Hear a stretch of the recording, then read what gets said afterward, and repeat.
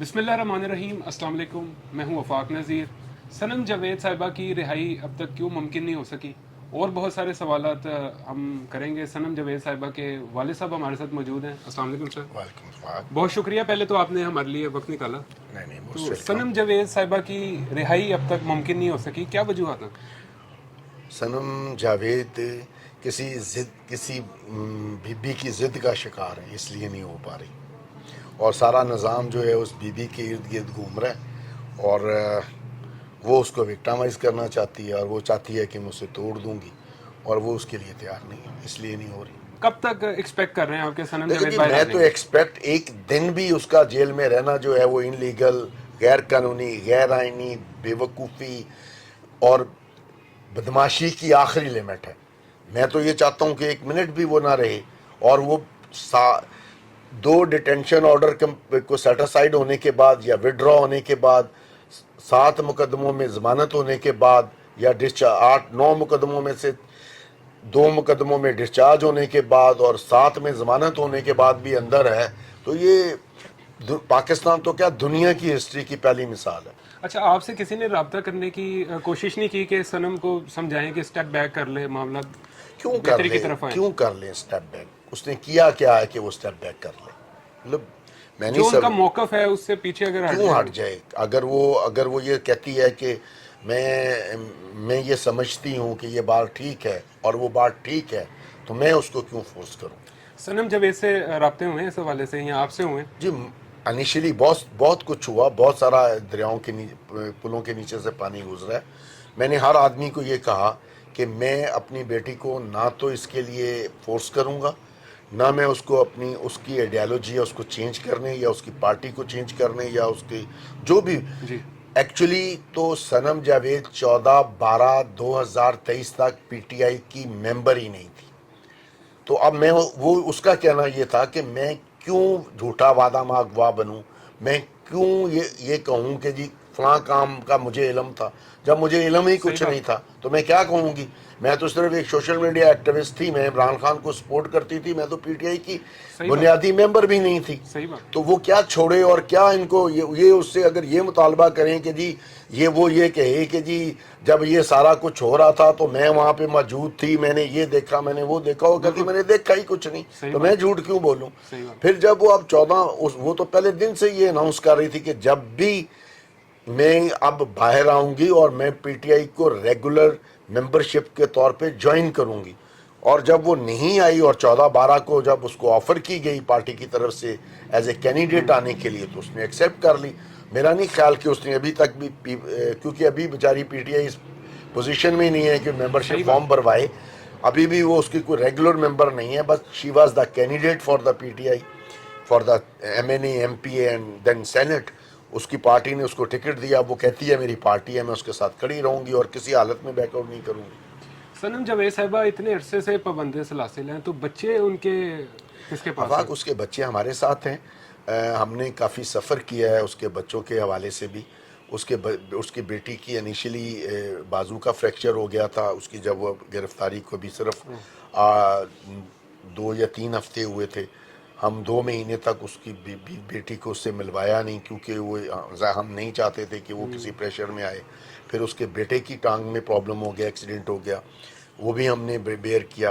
کتنے بچے ہیں؟ صنم کے جو بچے ہیں، ایک بیٹا ہے، اب وہ 10 سال کا ہو گیا، جب وہ قید ہوئی تھی اس وقت وہ 9 سال کا تھا، بیٹی 12 سال کی تھی، اب وہ 13 سال کی بچوں ہو کے گئی۔ حوصلے بلند ہیں کہ ماما بچوں کے کے بغیر حوصلے کس طرح وہ؟ ظاہر ہے وہ یہ سمجھتے ہیں کہ ان کی ماں جو ہے وہ حق پہ کھڑی ہے، اور وہ تو بلکہ اپنی ماما کو جا کے کہتا ہے ماما ہم آپ کے ساتھ ہیں، اور اس کے بچوں نے باقاعدہ اپنی ماں کی انسٹرکشن پہ شہزاد فاروق کی جی کمپین چلائی، اور وہ ان کو کوئی پرابلم نہیں ہے، ان کا باپ اب آ گیا ہے، اس کو بھی پورے پاکستان میں Sanam family was a single family جہاں پر خامن اور بیوی دونوں کو جیل میں رکھا گیا، جی اور صنم کے جو خامن ہے پروفیسر عتیق ریاض، وہ 7.5 ماہ جیل رہے ہیں، اور ان کو بھی یہی بلیک میل کرتے رہے کہ اپنی بیوی کو سمجھاؤ، یہ کرو وہ کرو۔ انہوں نے کہا جی میں نہیں کہوں گا، میں یہ سوچ بھی نہیں سکتا تھا کہ اس کا خامن اتنا بڑا سٹینڈ لے جائے گا اور وہ حالات کو اتنے بہادری سے فیس کرے گا. بہت کم اس طرح کی مثال دیکھنے کو ملتی ہے. اور ایز اے فادر آپ کو کس چیز نے ابھی تک اسٹرانگ رکھا ہوا ہے؟ آپ کے حوصلے بلند ہیں ابھی تک؟ ظاہر ہے میں اپنی بیٹی کو کسی بھی طرح ڈیمورلائز نہیں ہونے دے سکتا. میں اس کی جو بھی اس کی جد و جہد ہے وہ اپنے اینڈ پہ اس کو بالکل ٹھیک سمجھتی ہے. اب اور آپ آج پاکستان کی جو مور دین 12-13 کروڑ یوتھ ہے وہ اس کو صحیح سمجھتی ہے. تو میں یہ سمجھتا ہوں کہ وہ بہت زیادہ well informed, well user of the media and educated ہے.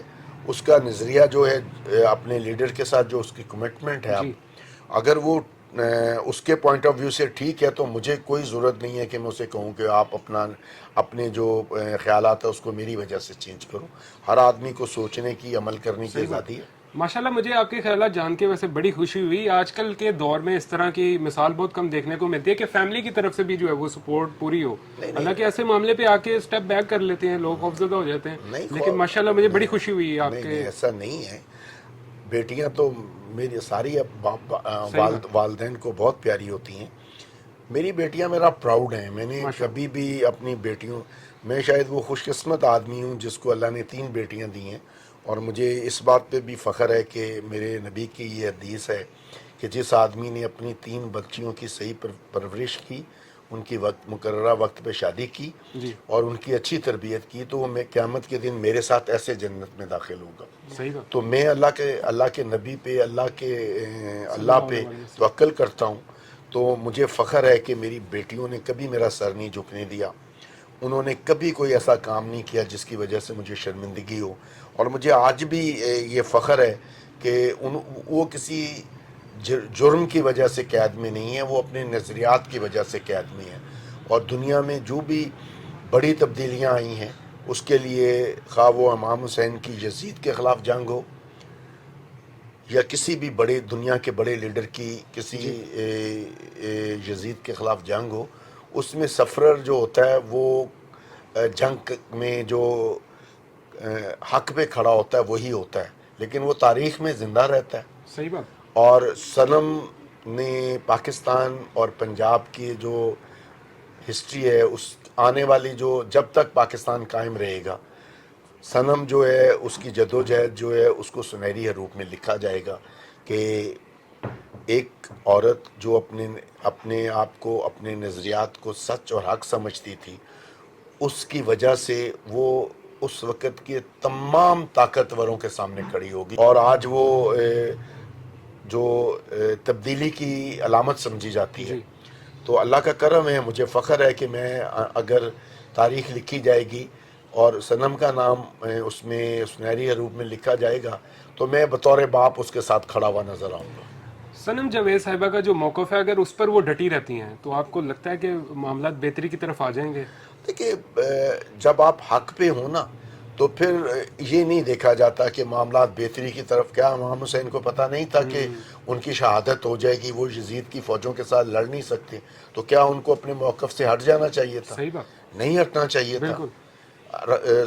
اسی طرح سقراط کو پتا تھا نا کہ میں زہر کا پیالہ پیوں گا تو مر جاؤں گا، مگر وہ اپنے نظریات کو ٹھیک سمجھتا تھا، اس نے زہر کا پیالہ پی لیا. اب یہ ایک صنم کا آئیڈیا ہے، وہ یہ اپنے آپ کو حق پہ سمجھتی ہے. تو جیت اور ہار میٹر نہیں کرتے، دیکھا یہ جاتا ہے کہ لڑنے والے نے لڑی کیسے. آج کے بعد کیا ہوتا ہے یہ مجھے نہیں معلوم، لیکن یہ پتا ہے کہ ہسٹری میں اس نے اپنا نام سنہری حروف میں لکھ دیا ہے. اور پنجاب پہ جو یہ داغ تھا نا جی کہ پنجاب کے لوگ کبھی طاقتوروں کے سامنے ریزسٹ نہیں کرتے، وہ اس نے دھو دیا. اچھا، آپ کا چونکہ تعلق پیپلز پارٹی سے اور بڑا گہرا تعلق ہے، تو آپ نے پیپلز پارٹی کی قیادت کے آگے نہیں یہ مسئلہ اٹھایا کہ وہ اس کو کسی بڑے پلیٹ فارم سے جو ہے آواز اٹھائیں؟ میں نے بالکل بھی نہیں اٹھایا، کیونکہ اس کا پیپلز پارٹی سے کوئی تعلق نہیں تھا اس سارے میٹر کا. مجھے انیشلی پیغام بھجوایا گیا تھا، بٹ آئی سیڈ کہ اگر میں نے اس وقت بھی مجھے یہی کہا گیا تھا کہ صنم سے یہ کہیں کہ آپ یہ جو عمران خان کی سپورٹ کر رہی ہیں اس کو چھوڑیں، اور جو آپ کو اسٹیبلشمنٹ کی طرف سے کہا جا رہا ہے وہ لکھ کے دے دیں تو میں معاملہ فوراً ختم کروا دیتا ہوں. But I send thank message کہ مجھے نہیں چاہیے آپ کی مدد. اگر میں نے یہی کرنا ہوتا تو آپ اس کے لیے میں نے اس کو کہنا ہوتا تو مجھے آپ کی ضرورت کیا تھی؟ نہیں ایٹ لیسٹ نا انصافی تو نہ کی جائے جو کی جا رہی ہے مقدمات کرنے میں. دیں. اب ظاہر ہے اگر ناانصافی نہیں کریں گے تو کریں گے کیا؟ مطلب اگر انصاف کی بات کی جائے تو اس کے اوپر تو مقدمہ ہی نہیں بنتا. آپ اس نے 4 دن اغوا کر کے اس کو رکھا. جب ہم نے ہائی کورٹ میں ریٹ کی کہ جی اس کی برآمدگی کروائیں، وہاں جھوٹ آئی جی سمیت سب نے جھوٹ بولا. اس کے بعد جب ان کی کوئی راہ نہیں بچی تھی اس کو اٹھا کے انہوں نے جو 9 مئی کے واقعات ہیں اس میں ملوث کیا، اور اب وہ کرتے چلے جا رہے ہیں. اور وہ پہلے دن سے جو ان کی خواہش تھی کہ وہ معافی مانگ لے یا وہ سرنڈر کر جائے، اب وہ اس کے لیے تیار نہیں ہے. وہ کہتی ہے جب میں نے اتنا مشکل وقت دیکھ لیا تو اس نے تو اپنی ماں کو کہا ہے کہ ماما آپ میرے بچوں کی پرورش کرنے کی تیاری کریں، یہ مجھے ساری زندگی بھی جیل میں رکھیں تو میں کیا ان بات. کی کوئی بات ماننے کے لیے تیار نہیں. ہم مینٹلی پریپیئر ہیں، جب تک اللہ ہمت دے گا اس کے ساتھ کھڑے ہیں. اگر میں آپ کا انالیسس جانوں تو معاملات آپ کے نزدیک کیسے سیٹل ڈاؤن ہو سکتے ہیں یہ سیٹل ڈاؤن صرف اسی صورت میں ہو سکتے ہیں کہ اگر سب لوگ اپنی اپنی لمٹس کے اندر اور انصاف میں رہتے ہوئے فیصلہ کریں، جی. جو کہ ہو نہیں رہا. ایک پارٹی کو زبردستی اس ملک پہ مسلط کرنے کے لیے سارے جو آئین قانون، یہ سارے ڈرامے جو کیے گئے ہیں، یہ نون لیگ کو اقتدار میں لانے کے لیے کیے گئے ہیں. 9 مئی جو ہے میری نظر میں کسی پولیٹیکل پارٹی کا ایکٹ ہو ہی نہیں سکتا. کسی پولیٹیکل پارٹی میں یہ کیپیسٹی نہیں ہے، انکلوڈنگ جی. تحریک طالبان اینڈ تحریک لبیک، جن کے پاس ہارڈ کور فالورز ہیں، وہ بھی نہیں کر سکتے. تو پی ٹی آئی کے تو بیچارے پڑھے لکھے ممی ڈیڈی ٹائپ کے جو بچے ہیں، ان سے آپ یہ توقع رکھیں کہ جی انہوں نے بارود والا مسالہ پھینک کے جناح اس کو بھی جلا دیا، بارود والا پھینک کے فلاں بھی جلا دیا فروٹ. ان بیچاروں کے پاس بارود کہاں سے آنا؟ وہ تو زیادہ سے زیادہ سوشل میڈیا پہ لڑ سکتے تھے، وہ اب بھی لڑ رہے ہیں. ریاست آپ کے نزدیک جو کرنا چاہ رہی ہے اور جو پچھلے جو کرنا وہ چاہ رہی ہے اس کے لیے تگ و دو بھی وہ کر رہے ہیں، تو آپ کے نزدیک وہ کامیاب ہو گئے ہیں یا کامیاب ہو جائیں گے؟ میرا نہیں خیال. جو ریاست کچھ بھی نہیں کر رہی. ریاست کے وہ ادارے جو ریاست کے سپارڈینیٹ ادارے ہیں وہ ریاست کو کنٹرول کر کے بیٹھے ہوئے ہیں، اور وہ اس ریاست کو اس ملک کے آئین کے مطابق نہیں چلانا چاہتے، جی. اپنی خواہش کے مطابق چلانا چاہتے ہیں. اس طرح ملک چلے گا نہیں. اور چلے گا نہیں تو جو لوگ یہ ایکٹ کر رہے ہیں ان کے خلاف لوگوں کے دل میں اتنی زیادہ نفرت پیدا ہو رہی ہے کہ ایک وقت آئے گا کہ وہ کسی کو منہ دکھانے کے قابل بھی نہیں رہے. اور اب بھی یہ صورتحال ہے. کوئی بھی آدمی جو اپنے آپ کو بہت بڑا ترے خان سمجھتا ہے وہ پبلک میں آ کے بغیر سیکیورٹی کے پھر کے دکھا دے. آخری سوال کی طرف میں بڑھوں گا. آپ کا تعلق پیپلز پارٹی سے ہے، صنم جاوید کا پاکستان تحریک انصاف سے. تو عام طور پر ہم دیکھتے ہیں کہ Peoples Party, P T I یا نون لیگ کے کارکنان آپس میں بیٹھے ہوں، بہس کر رہے ہوں کسی بات میں، تو وہ لڑائی تک نوبت آ جاتی ہے. نہیں، ہمارے تو یہ جو نظریات کا اختلاف ہے یہ گھر میں بھی ایسے ہی رہتا ہے؟ نہیں، اصل میں پہلے کبھی ہم لوگ 2007 کے بعد سے ہم لوگ ویسی پولیٹیکل ایکٹیویٹیز سے الگ ہو گئے تھے. بی بی کی شہادت کے بعد ہم لوگوں کے گھر میں کوئی پولیٹیکل ایکٹیویٹیز نہیں ہوتی تھی، اور میرے کوئی بھی بچہ جو ہے وہ پالیٹکس میں انٹرسٹ ہی نہیں لیتا تھا.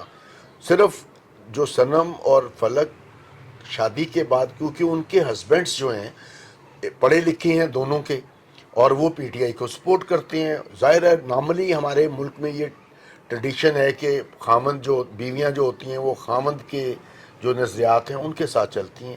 تو اس صورتحال میں وہ ایک سوشل میڈیا پہ جو سپورٹر ہے وہ عمران خان کی سپورٹر تھیں. جب رجیم چینج ہوا تو جو ان ساری یوتھ کا خیال ہے وہی ان کا خیال تھا کہ جی غلط طریقے سے چینج کیا گیا ہے.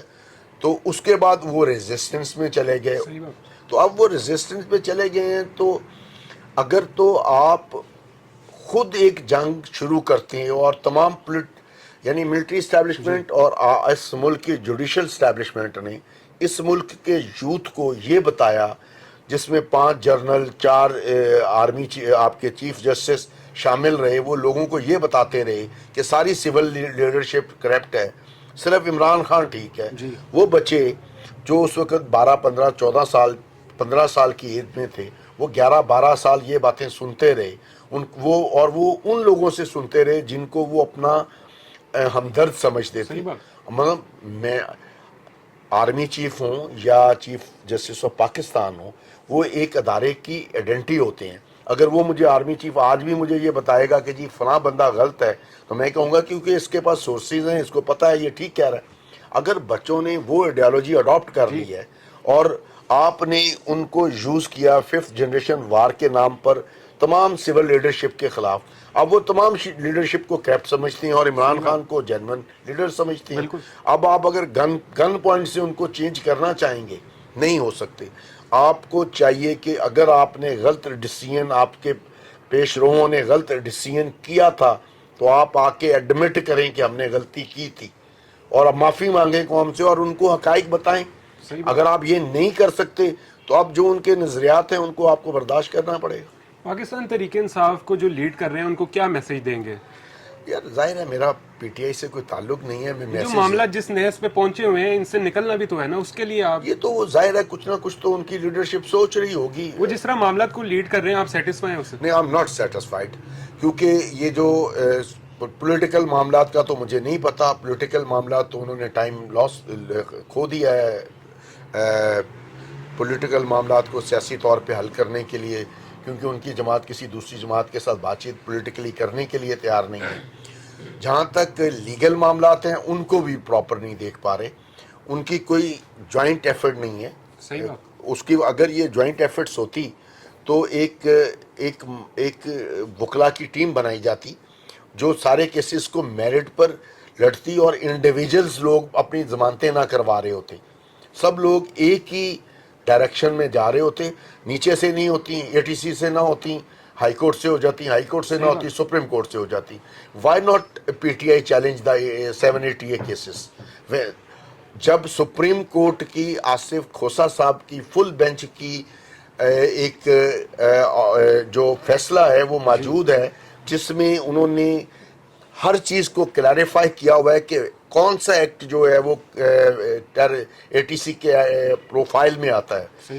یہ جو مقدمات درج ہوئے ہیں ان میں سے کوئی ایک مقدمہ بھی 780 میں نہیں آتا، کسی آدمی نے آج تک اس کو چیلنج نہیں کیا۔ No I decided I will go on behalf of Sanam. میں پورے پاکستان کے اے ٹی سی کے جو کیسز ہیں اس کو چیلنج کرنے جا رہا ہوں، اگلے 1-2 دن میں ہم لوگ اس پہ بھی ہائی کورٹ میں کر دیں گے ریٹ۔ بہت شکریہ سر، آپ کے قیمتی وقت کا، آپ نے ہمارے لیے وقت نکالا۔ آپ کا شکریہ آنے کا، تھینک یو۔ تو ناظرین، آپ نے صنم جاوید صاحبہ کے والد صاحب کے تاثرات کا اظہار سنا۔ اسی کے ساتھ یہ تھی ہماری آج کی ویڈیو۔ مزید اس طرح کا کنٹینٹ دیکھنے کے لیے چینل کو سبسکرائب کر لیں۔ اللہ حافظ۔